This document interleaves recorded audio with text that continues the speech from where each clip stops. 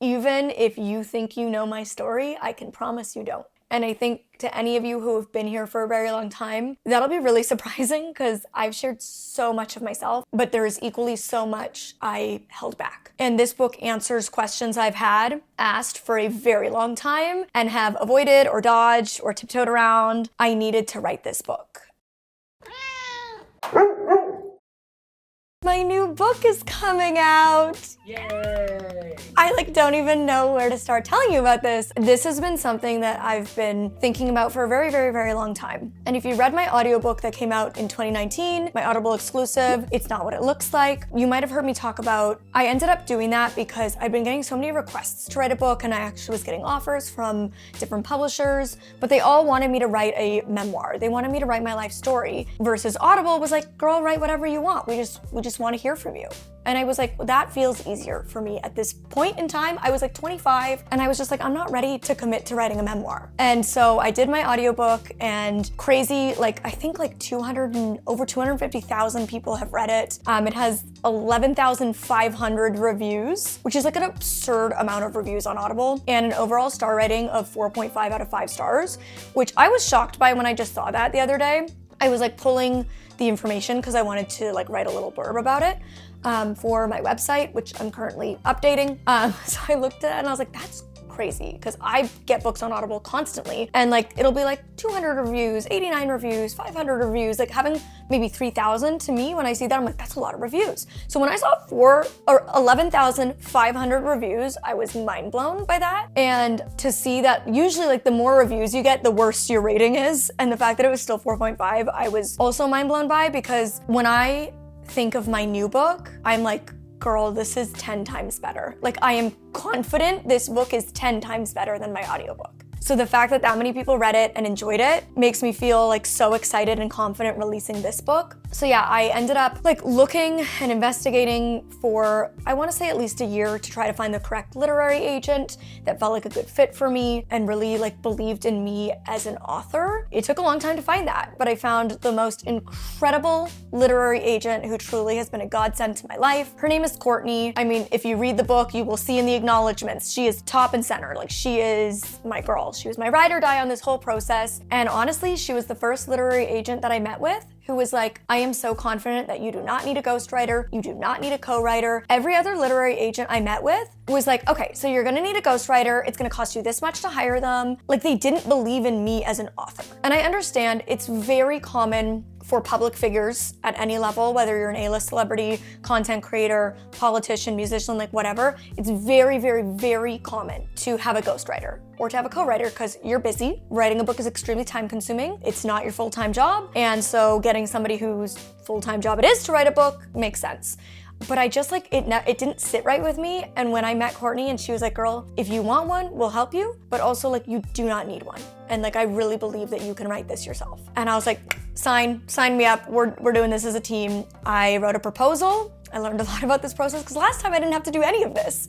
So I ended up writing my proposal, took 6 months. From the time I signed with her to the time I signed my publishing deal with Abrams, who is my publisher, we wrote the proposal, pitched, took meetings, and then agreed. So that was a 6-month process. So that was from June to December. January, a year and a half ago, so January 2024, I started to write the book, and then the book was fully complete just a month ago. I mean, when I say fully complete, I mean, that means it went through editing, then copy editing, then proofreading, then final passes. And legal read. So it goes through so much. I actually finished writing it technically back in the fall or January, something like that. January, I think. I wrote this entirely myself.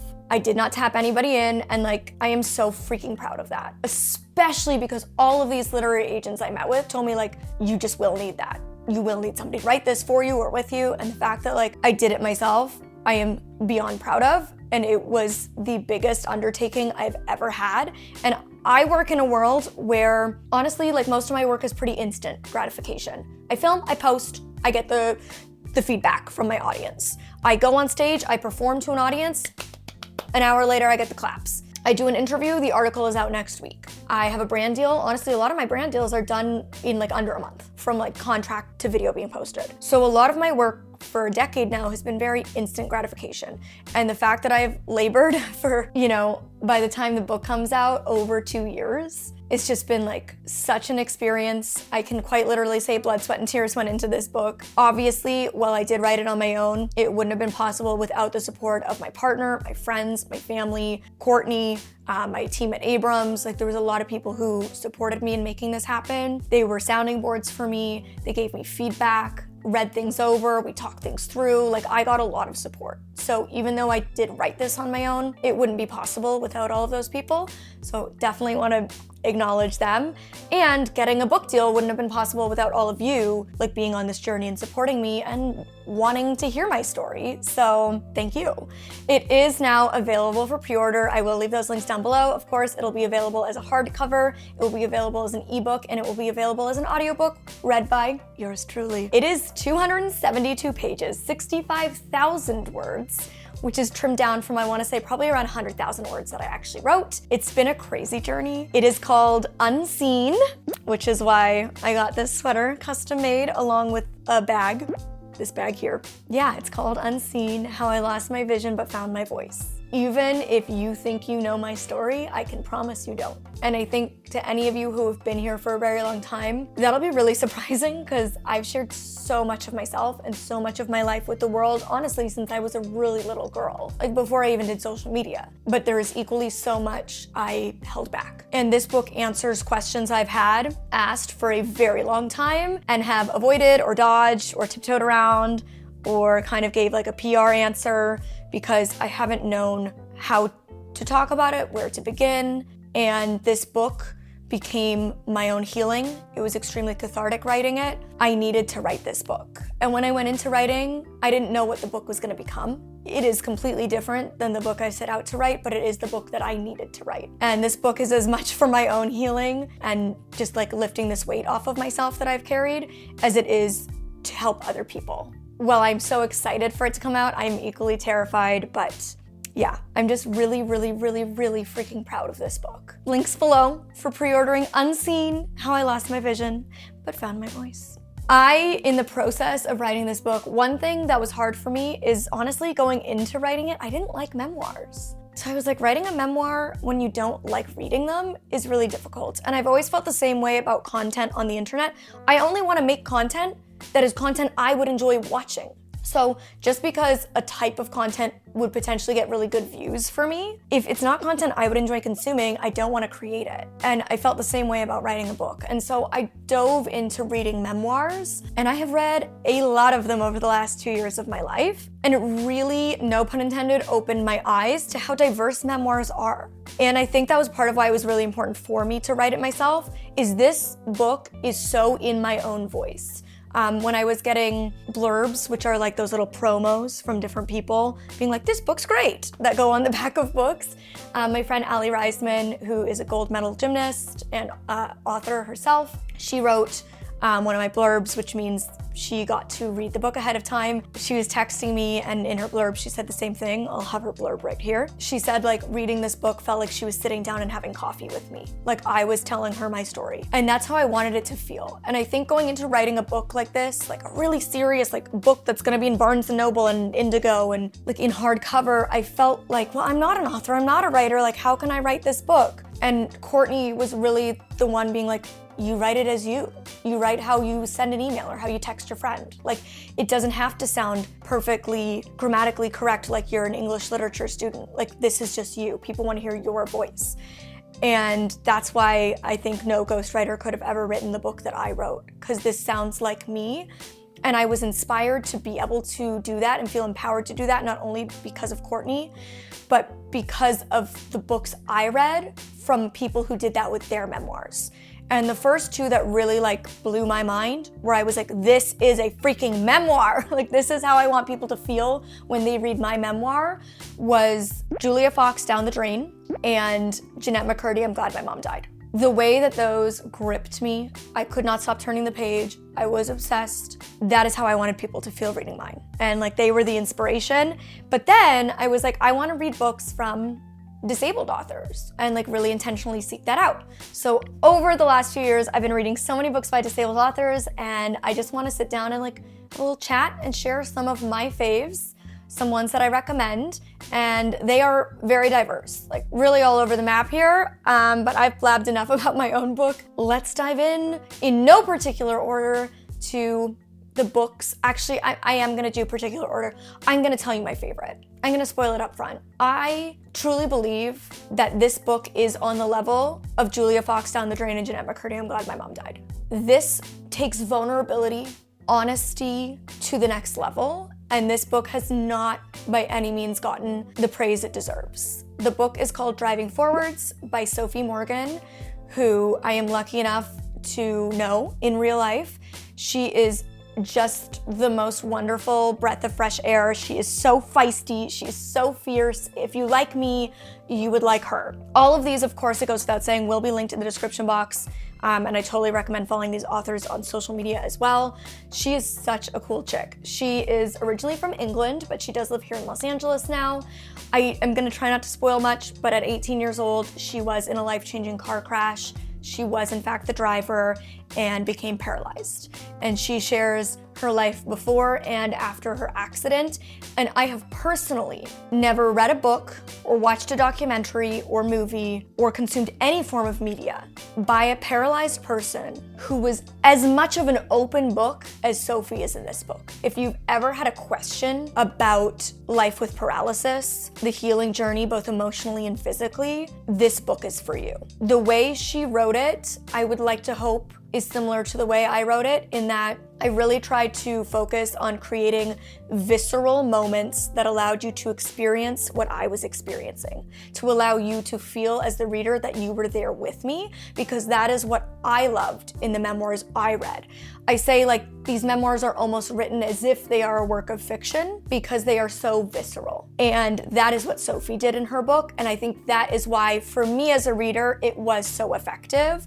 It was such a gripping page turner. Absolutely obsessed. I could not have enough praise for this book and this woman right here. And next on the list, another couple I'm very proud to call my friends. This is Interabled by Shane and Hannah Burkoff. I admittedly have never read any of Shane's other books, though this made me want to. He's just like very my sense of humor. Dry, sarcastic, a little bit dark. My book has definitely been described as darkly humorous. I resonate with his humor, and when you listen to these things, obviously I read all of these as audiobooks, and all of these audiobooks are read by the author, and it really just like deepens the connection. Like honestly, I always think, even if you're not an audiobook reader, listening to the memoir as an audiobook, if it is read by the author, I think is a way cooler experience than reading it in print, only because you're hearing it exactly in the tone that the author wrote it, and you're hearing it from their mouth, from their voice, as they want you to hear it. I think especially one thing that was interesting is, say there was a time my boyfriend was like reading the book out loud to me so I could hear it, and he would like help me type some changes that I wanted, and he would start to say a sentence, but he'd be like, this sentence doesn't make sense, and then I would repeat it back and he's like, well, now it makes sense because your cadence. It like makes sense when I hear you say it, but as I say it, it doesn't. And it was the same with Courtney when she was reading some stuff out loud to me. So that was really funny. So I think it is really cool. And I could imagine some of Shane's jokes would be harder to understand when reading versus hearing his like sarcastic tone. So Interabled is the first book I read by them. I'm inspired to read more. I love that they wrote this book as a couple. My boyfriend's actually about to start reading it as well. He ordered the hard copy. And it's a really cool because they share their story as an interabled couple, but equally they share a lot of other stories from other diverse couples who identify as interabled, whether that be because both partners are disabled with different disabilities, or one partner is disabled and the other isn't. Some of them have the dynamic of one being the caretaker to the other. And it's just like a really awesome book to see. I love hearing more moments from Shane and Hannah's story, and just like so well written and in such a funny way. But B, like reading other couples' stories makes you realize like there are other couples, like I'm in an interabled relationship, you know, and like there are lots of other couples in this way. And I think they did a great job at highlighting a huge range of disabilities, from physical disabilities, including blindness, we got some blind representation in there, to chronic illnesses, to progressive disabilities, where the disability is consistently changing over time, couples who have been together for a very long time, couples who are newly together. It's just really awesome. So highly recommend, especially if you yourself are in an interabled relationship on either side of that coin. One of the ones I read most recently is The Deaf Girl by Abigail Haringer, and I actually read this because my literary agent, Courtney, was also Abigail's literary agent for The Deaf Girl. I immediately loved the title because the blind girl, like I've been called that my whole life. Growing up, that's just always how people identified me. I talked about it years ago in this video when people were getting upset that other content creators were putting me in their YouTube titles as the blind girl. And so, yeah, I loved the tongue-in-cheek title. Reclaiming your title as the deaf girl. She was a contestant on The Bachelor and is in like the Bachelor Nation franchise. She was the first kind of disability representation we saw in that franchise, which is super cool. I've honestly never watched The Bachelor or any of The Bachelor in Paradise, like none of that stuff, which I should, I know. I feel like I would like it, but I just never have. So I never saw her on TV, but if you did and you didn't know, she has a new book out, so you should check it out. And she got a cochlear implant. Her and her sister are both deaf from birth. They both received cochlear implants at a very young age. And she talks about that dynamic of growing up kind of feeling othered by the deaf community because of her cochlear implant, the process of getting it and how her and her sister, while being both deaf and getting them at young ages, took to them extremely differently. And yeah, just really, really interesting story. So as somebody who honestly had zero idea who she was before reading it, I really, really enjoyed reading it. Next book, we're gonna really pivot here. This is the Anti-Ableist Manifesto by Tiffany Yu. I've known Tiffany Yu for years now. This book, I wanna say came out about a year ago, maybe less than a year ago. And this girl, she has been like here, there, and everywhere with this book. She's been crushing it. This book is extremely different in that it's not a traditional memoir. It has like elements of a memoir. She sprinkles her story throughout the book, but I would say this book is geared more to a corporate audience versus a casual reader. I would honestly say if I didn't know Tiffany, it's very well written. I would also say there are just some disability advocacy stuff in the book that I personally do not align with or agree with, but I'm not here to gatekeep or tell you what to believe in.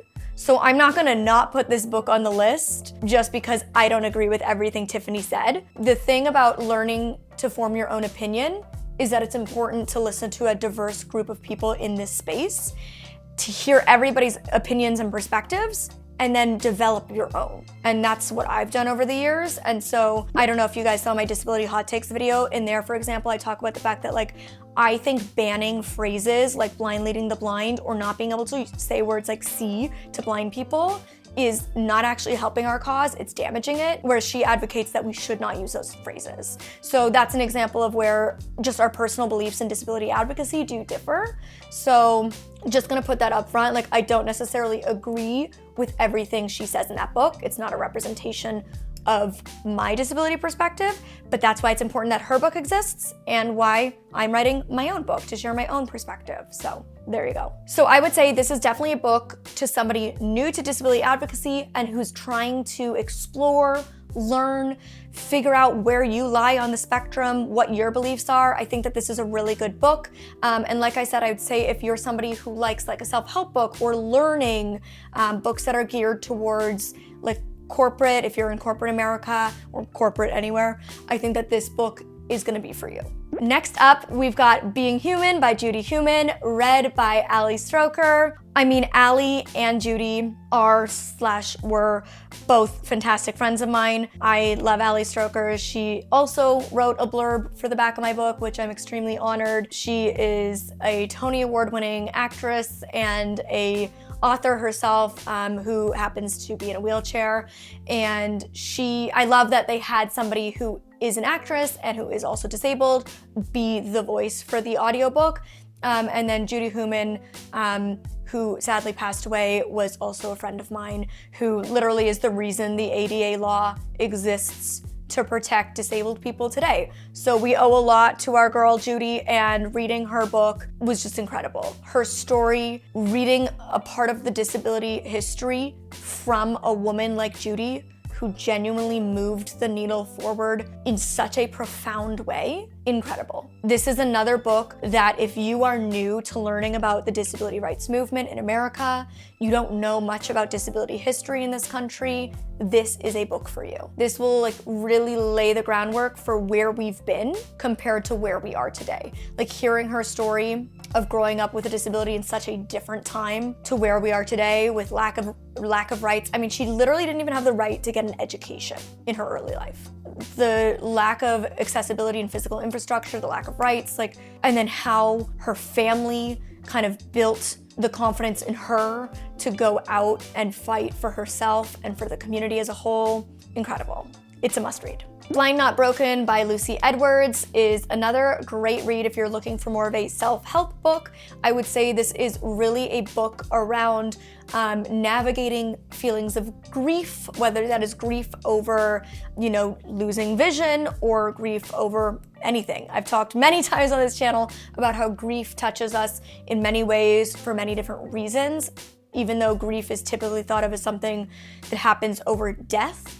It happens over many things. So this is really like a how to overcoming grief type of book mixed with a memoir. So each chapter has like a worksheet for you to work through with her tips, her tricks, her advice on how she healed from the grief of her vision loss, while sprinkling in stories and moments throughout her life. I would say, to be honest, it really reminded me of my audiobook in like the way that I wrote the audiobook. I did not do like worksheets and stuff, so in that way it's different, but the way that my audiobook was like different stories narrated throughout my life, she does something very similar. And it was like such a funny read. People get us confused all the time on social media, which I totally understand. We're like around the same age. Her guide dog is literally named Molly. My middle name is Lucy. I get it. We both love makeup and fashion. We both travel a lot. We're both content creators, speakers, authors, so it makes sense.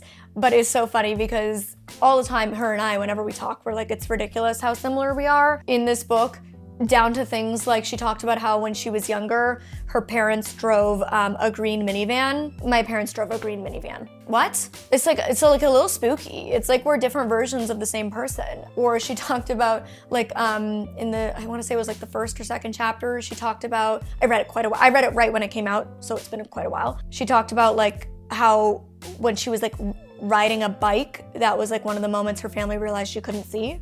That was like a big pivotal moment for me. I grew up with my family going on bike rides every single weekend, and that was a big moment in my childhood when I had a bike accident and my parents realized I could no longer see enough to ride independently and we had to get our first tandem. That was like a big moment in my childhood and my vision loss journey. So just like, yeah, really weird, kind of like spooky reading it, to be honest. But if you are looking for, I would say it's like self-help for beginners. So if you're somebody who hasn't read a lot of self-help books, who hasn't done a lot of therapy work, this is a really, really, really great starting point for you. Special by Ryan O'Connell. If you watched Special on Netflix, that is the same person, same story. So the guy who wrote Special for Netflix also wrote Special, his own book about his life. Now, I would say if you are easily offended, don't read this book, okay? This is definitely edgy. It definitely is edgy. It is a really, really deeply like sarcastic humor, dry, definitely like kind of pushing the envelope on like what's okay in disability culture. So if that is not your cup of tea, this isn't the book for you. But if you're one of those people who like can take a joke, just feels like life ain't too serious, and you like a little bit of sass in your life, and you like a little bit of edgy humor. I mean, he is a comedian, right? And I believe that being a comedian, you gotta push the edge of the limits of what's okay. And I would say he does do that in this book. I love stand-up comedy myself, and I am the type of person who I'm like, if it's stand-up comedy, it's comedy. It's a joke. You're like, what makes things funny is saying an absurd thing where you're just like, what? Like the shock value of saying something absurd or like not okay or taboo and like making a scene of it. I think that's what comedy is. that's just where I lie on it. I am the type of person, like, I believe stand-up comedians should be able to joke about almost anything. Like, I don't think there should be limits on stand-up comedy. That's just me. And I understand that that's not for everybody. So I'm giving that caveat. I'm recommending this for an audience who does enjoy comedy in all of its forms. And I'm gonna end this by sharing 3 that are on my to-read list. Number 1, I just started, and it is Sitting Pretty by Rebecca Taussig. I hope I'm saying that right. We think I'm saying it right. Sitting Pretty. I've been following Rebecca on Instagram for years now, and it's been really great starting to dive into her story. I'm only still like just finishing chapter 1, and I already really, really, really love it. Like, I feel like a lot of her takes, I'm like, yes, I'm right there with you. So really enjoying it so far, but I haven't gotten deep into it, so can't tell you much more than that. Next on my list is The Boy Who Lived by David Holmes. I already watched the documentary, so I'm really excited to read the book because I'm sure it'll go like so much deeper. I actually talked about the documentary when I shared disability films to watch, so really looking forward to reading the book. This is the story about the stunt man who became paralyzed on the set of Harry Potter. So if you're a Harry Potter fan, definitely this is a must read for you, especially if you're also into disability advocacy. The crossover, very excited. And then finally, Hobin by Hobin Gurma. I've also known Hobin for many, many, many years now. She is the deafblind woman who went to Harvard Law School and is now a human rights lawyer. So crazy story right away, immediately. Really incredible woman, and very excited to get to hear more about her story than like the surface level stuff that I know through like following her, knowing her, hearing her speak. Again, I'm sure this is one of those ones where there's so much more to it. So really looking forward to that. And if you have any books written by disabled authors that you think I need to read, please comment down below and let me know, because I am continuing to grow my list, and best believe that I will then have more to share with all of you. So comment down below, and please pre-order my book. I literally have never been more proud of anything I think I've ever done in my life. And I can confidently tell you already that this is not my last book. Other things are already in the works. So, not my last book. That's how much I fell in love with writing. I went into this process 2 years ago being like, can I even write a book? And I ended this process being like, I've got to write 10 books. So, really excited for you guys to like read this piece of work that just means so much to me, and to go even deeper than I've ever been able to go with you before. So that's all for this video, and until next time, you can click over here to see disability films that I recommend you watch, or you can click over here to see a reaction video where I react to essays.